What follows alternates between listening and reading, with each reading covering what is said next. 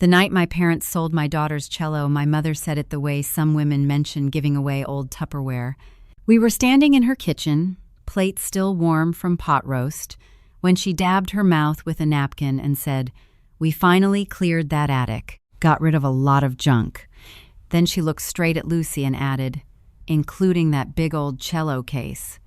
My daughter went white so fast I thought she might faint. I asked her what she meant, and my father did not even let me finish. He leaned back in his chair, gave me that tired look he had used my whole life whenever he wanted to make me sound unreasonable, and said, "Don't start." My brother Kent smirked into his glass. My mother kept talking, calm as church, saying a collector had paid $87,000 and that nobody in this family had touched that thing in years. Then she said it wasn't hers anyway. Lucy made a small sound beside me. Not crying. Worse, the kind of thin, shocked breath people make when something leaves the room before their body catches up. She had played that cello from the time her hands were barely big enough to span the fingerboard. My great-aunt Eleanor had left it to her. Everyone at that table knew it. My father knew because he had carried it up to the attic himself after Eleanor died and told me, "It'll be safe here until Lucy's older." Before I tell you what happened next, stay with me. Some stories are not just about what people take. They are about the lies they build around the taking, so you sound difficult for noticing. If you have ever been told you were too sensitive while somebody was erasing something that was yours, listen all the way through. There is a point where the pattern shows itself, and once you see it, you stop mistaking quiet theft for family peace. I wish I could say I slammed my hand on the table or said something clean and devastating. I didn't. I stood there holding my fork like it belonged to somebody else. I remember the fridge humming. I remember Lucy staring at my mother as if she had started speaking another language. And I remember hating myself, in that old familiar way, for still waiting one stupid second for one of them to laugh and say they were talking about some other instrument, some other family, some other life. Instead, Kent set his glass down and said, "Mom got a great price, honestly, like this was clever, like selling a child's inheritance to patch over one of his collapsing ventures was just good family management." That was when I understood this had not been a careless attic cleanout. My mother's eyes did that flat little shift they made when she had decided a thing was already settled. She had not misspoken. She had announced it. In front of my daughter, on purpose. Then my phone lit up on the table. I almost ignored it. The number was unfamiliar, local but not saved, and for one strange second I felt embarrassed by it, as if answering a call in that kitchen would somehow be ruder than what had just happened. Lucy looked down at the screen before I did. Her face changed again, not white this time, sharp, alert. I picked up, and a man's voice said, very careful, "I'm sorry to call it dinner, but are you Laura Bennett? I found your number inside the case." The whole room went still, truly still. Even Kent stopped moving. The man went on, telling me he had purchased the cello that afternoon and had opened the accessory pocket to check the bow certificates.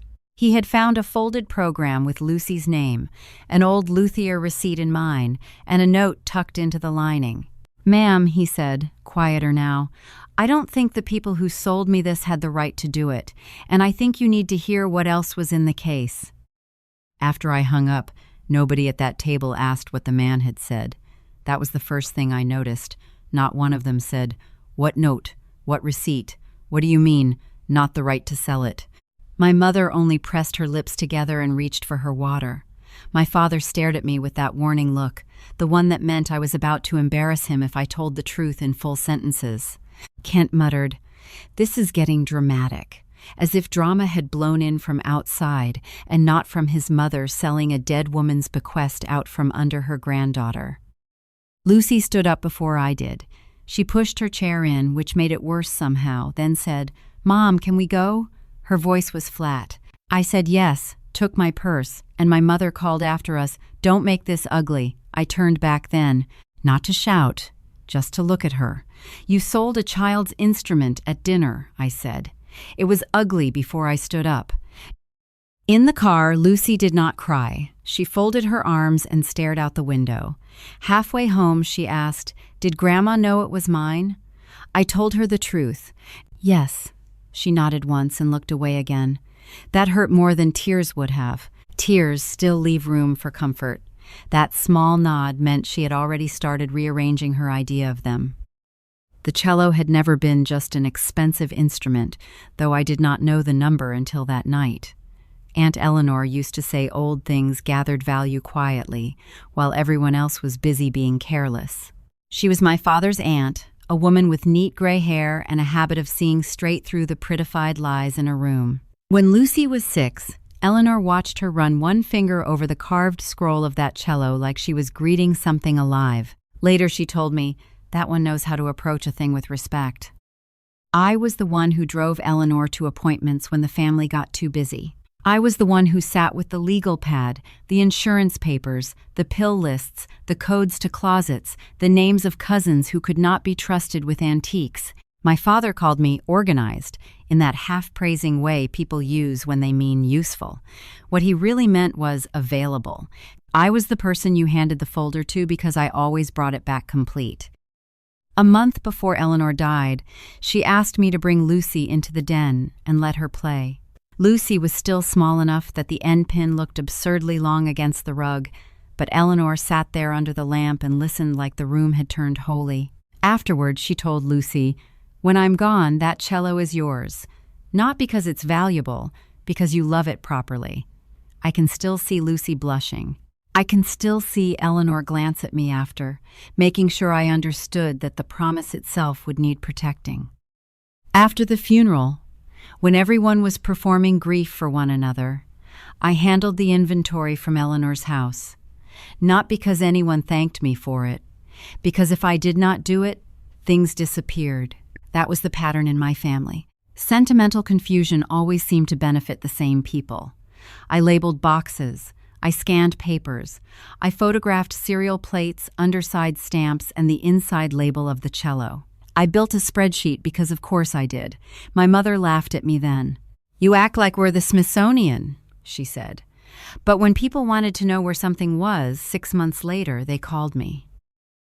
I was also the one my father trusted to store the cello temporarily in their attic when Lucy outgrew her student instrument, but was still too young to handle Eleanor's.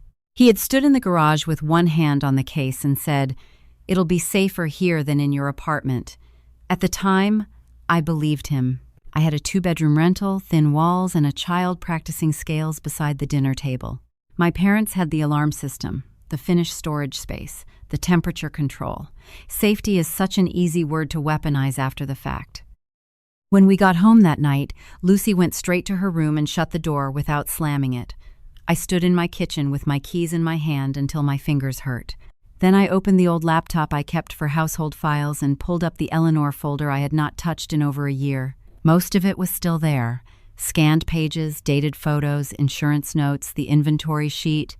But one subfolder had a different modified date. Not that night, weeks earlier. The folder name was simple: Cello, Lucy. Whoever had been in it had not deleted everything. They had only opened it, moved something, and closed it again, like small thefts left no fingerprints. I clicked in and found the photo of the instrument, the maintenance receipt, and an old email thread I had sent to myself and my father after the estate meeting. But the scanned letter that had once sat between them, the one in Eleanor's own hand, saying the cello was to pass to Lucy Bennett upon her death, was gone. The next morning I left Lucy at school with her cello-shaped absence following us all the way to the curb.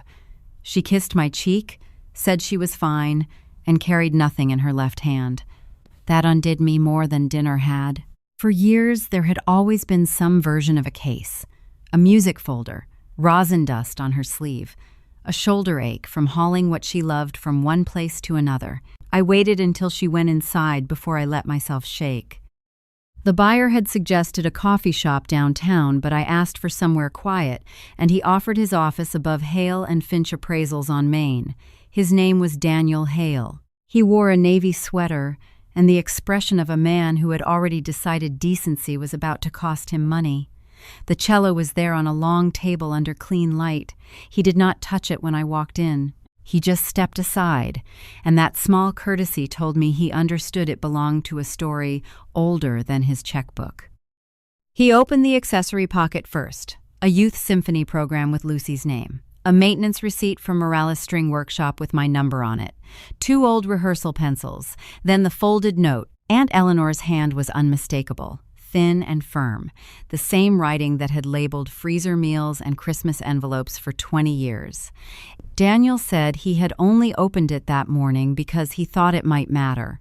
It read, "For Lucy, if she still reaches for music gently, keep this one out of careless hands." There was nothing legally magical about the note. No witness line, no seal, no little movie moment where the whole case closed itself. But my fingers knew that handwriting before my mind caught up.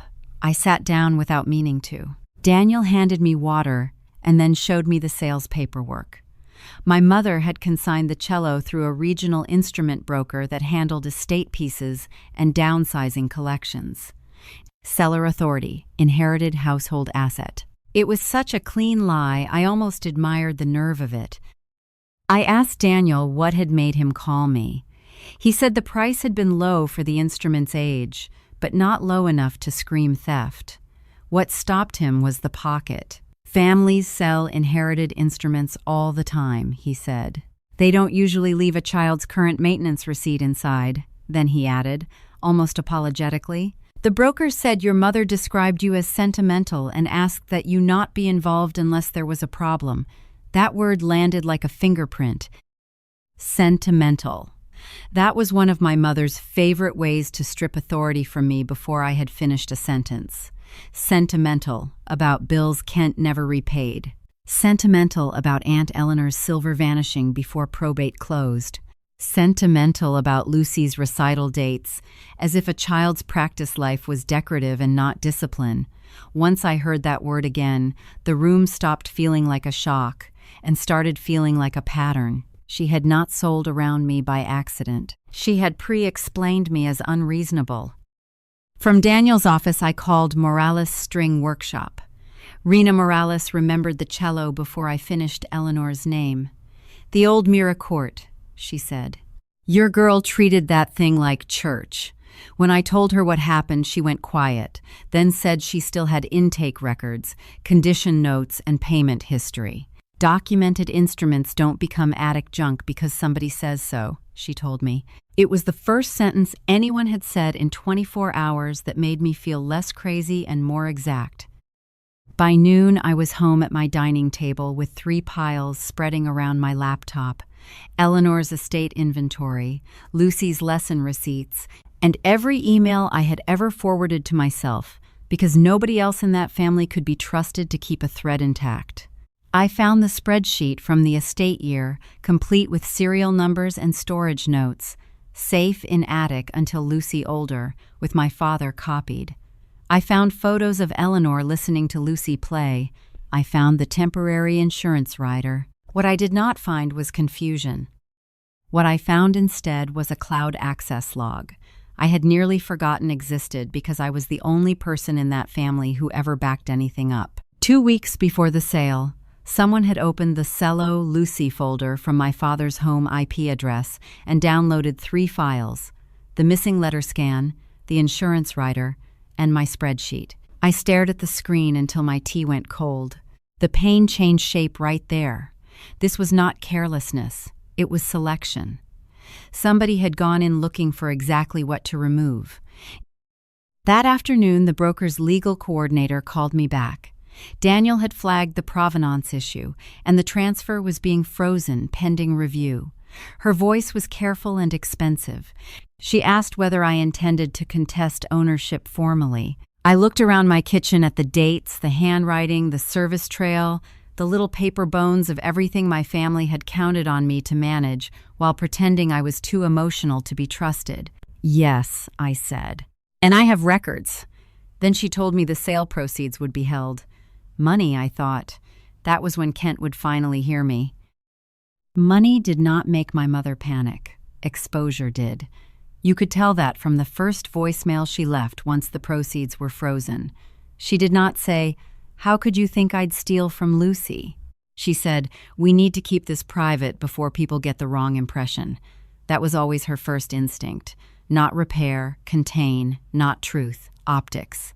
I listened to that message twice, then saved it. People say the clearest things when they still think you are reachable through shame. By evening, my father called, and his version was rougher. He said I was threatening the family over a misunderstanding and that Kent had already committed some of that money to payroll. Payroll. There it was. My brother had been running a boutique remodeling firm on fumes for years, collecting praise for being entrepreneurial while leaving scorched invoices behind him like cigarette ash. My parents had been smoothing the edges for so long they no longer heard themselves doing it. My daughter's inheritance had become emergency funding in their minds. I asked one question. If this was attic junk, why did someone log into my old files and remove Eleanor's letter before the sale? The silence on the line was not confusion. It was calculation. Then my father said too quickly, "I don't know what kind of computer nonsense you're talking about." He hung up before I could answer. My hands went cold again, but this time the feeling was cleaner, fear with edges. I had spent years mistaking their denials for fog. They were structure. The next morning I drove to see Marjorie Keene, the estate attorney who had handled Eleanor's papers before retiring. She was 70 if she was a day, still wore pressed collars, still kept lemon candies in a glass dish by the door. I did not need her to invent anything. I only needed her memory and her file room. She listened without interrupting, then stood up, went into the back, and returned with a slim red folder. "I wondered when this family would try something foolish," she said. Inside was a copy of the signed memorandum attached to Eleanor's will, several personal items assigned outside general distribution, including one line that made my throat tighten. Antique cello, labeled and photographed, to pass to great-granddaughter Lucy Bennett when practicable possession is appropriate. There was my father's signature on the estate acknowledgement page. There was my mother's too. Marjorie tapped it once with one red nail and said, "They may pretend not to remember. They are not allowed not to remember in writing." That should have been enough, but families like mine survive on the thin space between what is true and what they can make sound messy. So I kept building. Rena emailed repair records going back 4 years, all under Lucy's name. Daniel sent the broker paperwork and the notes from his first call with the consignor. One line in particular sat on the page like a lit match. Seller advises adult daughter can become emotional. Do not contact unless instrument authenticity issue arises. My mother had preloaded my discrediting into the transaction itself. Then Lucy came home from school and asked if she could see the note from Eleanor. I let her read it at the table where she used to do theory homework with a metronome ticking beside her elbow. She traced the words "careless hands" with one finger and said, "She knew." I said yes. Lucy looked up at me then, really looked, and asked, "Did you know they were like this?" That question hurt because the honest answer was not simple. I knew their habits. I did not know the depth of their permission. I told her I knew they could make selfish things sound reasonable. I knew Kent had always been allowed one more rescue than the rest of us. I knew my mother liked to turn my memory into a personality flaw whenever it cornered her, but I had not known they would do this to her face and then call it family management. Lucy listened, shoulders drawn tight, then said, "Don't fix it quietly." Coming from a child who hated being looked at while she tuned, that landed with the force of a verdict. That same night, Daniel called again. There was a complication, which in families like mine usually means a lie has already tried to become official. My mother had reached out to the County Youth Symphony Board and offered to make a public pledge in Eleanor's name at the spring benefit, framing the cello sale as part of a charitable downsizing decision. Daniel was one of the event sponsors. The broker had been approached about displaying the instrument's provenance story as part of the evening's donor messaging. I actually laughed when he told me. It came out wrong and brittle. Of course that was the room.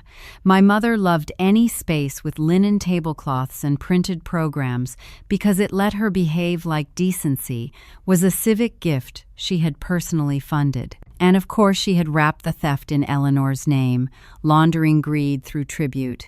Suddenly the whole thing snapped into focus. This was not only about money or Kent or one act of entitlement. It was a public story they were building, one where they became generous stewards of culture, and Lucy became a sentimental child too young to matter. Marjorie told me the board would need to know before any public statement was made, especially if the pledged funds arose from a contested sale of specifically assigned property. Daniel said he would hold the instrument and appear if asked. Rinna said she would testify to chain of care and usage. I sat there with their emails open, the red folder by my hand, and felt something settle inside me that had been shaking loose for years. I was not deciding whether to make a scene. I was deciding whether to let them nail a false brass plaque over my daughter's name. I emailed the symphony board chair before midnight. I attached the memorandum, the service records, the consignment note, the access log summary, and one short statement in plain language. The cello sold under Eleanor's name was not an estate left over. It belonged to my daughter. Any tribute built on that sale would be fraudulent. My finger hovered over send for one ugly second, not because I doubted the truth, but because some old part of me still wanted family peace more than family honesty. Then I thought of Lucy's empty hand in the school parking lot, and I sent it. The spring benefit was held in the old municipal conservatory, the kind of building my mother loved because everything in it looked inherited. White columns, polished floors, donor names printed on cream cards. She always stood straighter in places like that, as if good paper and soft music could bleach motive. I arrived 10 minutes before the program began, with Lucy on one side of me and Marjorie on the other. Daniel was already inside. Rinna came carrying a slim folder, and the face of a woman too used to expensive people to be impressed by any of them. My mother saw us before we reached the check-in table. For 1 second, something crossed her face. Not guilt, recognition. She had expected resistance, maybe tears, maybe one more attempt to drag this back behind a kitchen door. She had not expected me to walk in with the people who could turn her version of events into a matter of record. Then she smiled. "Laura," she said, "this is not the place." "No," I said, "you made it the place." Lucy did not look at her grandmother.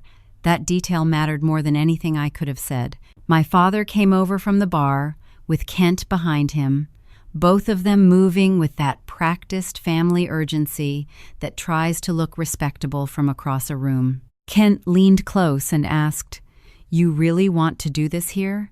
I looked at him and thought how often my family had mistaken location for morality. "You already did it here," I said. "You just thought nobody who mattered would know." The board chair, Evelyn Park, met us inside the hall. She had read my packet that afternoon and asked for calm documentation and no surprises beyond the unavoidable kind. Calm I could do. Documentation had built half my life. She greeted my parents, then said, "Before we begin, there is a provenance concern regarding the pledged instrument and the tribute language in tonight's program." My mother laughed softly. Exactly the wrong choice. Oh dear, is this still about Laura being sentimental? I saw Evelyn's expression change at that sentence. Tiny, but enough. Some rooms let cruelty pass as poise if nobody names it. Some do not. I handed Evelyn the red folder copy from Marjorie and said nothing. Let behavior condemn itself. That had taken me years to learn. Evelyn read the memorandum first, then the estate acknowledgement page, then the broker note. She looked up at my parents. "Both of you signed this distribution memorandum," she said. My father began with the old tactic, not denial but scale. That was years ago. We're talking about an instrument sitting unused in an attic. Surely there's room for misunderstanding.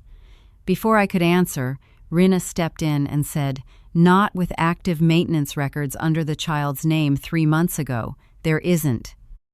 Kent tried next. He told Evelyn the family had believed the cello remained under household discretion until Lucy was older, that emotions had flared, that perhaps the easiest course was to donate part of the proceeds and move forward gracefully. There it was again. Grace as a synonym for letting them keep the benefits of theft. Daniel, quiet until then, handed Evelyn the consignment form and said, "I bought the instrument in good faith. I would not have done so had I known the seller's authority was contested or that the daughter had been flagged in advance as too emotional to contact." That cracked the air. Not loudly, cleanly. My mother turned to Daniel with a look of genuine offense. "I was trying to avoid unnecessary family conflict," she said. Marjorie gave a short, dry sound. "No," she said. "You were trying to avoid the owner's mother." By then, guests had begun to notice. Not enough for a spectacle yet, just the subtle hush of people realizing the donor story might be rotting from the inside. My father glanced around the room and understood, finally, that this was no longer about shutting me down. It was about containing fallout, and he was late. "Laura," he said, with forced patience, "for God's sake, what do you want?" I think he meant it as a trap. Money would make me greedy, an apology would make me emotional, a scene would make me unstable, but records simplify desire. "I want the record corrected," I said. "I want the instrument returned to my daughter. I want Eleanor's name removed from any lie attached to this sale. And I want this board to know you knew exactly what you were doing." Kent scoffed. "You can't prove intent." I turned to Evelyn. Page 4 of the broker notes. She flipped. Her eyes narrowed. "Seller advises adult daughter can become emotional. Do not contact unless instrument authenticity issue arises." Below it sat the timing of the cloud access from my father's house, the missing scan, and the consignment date.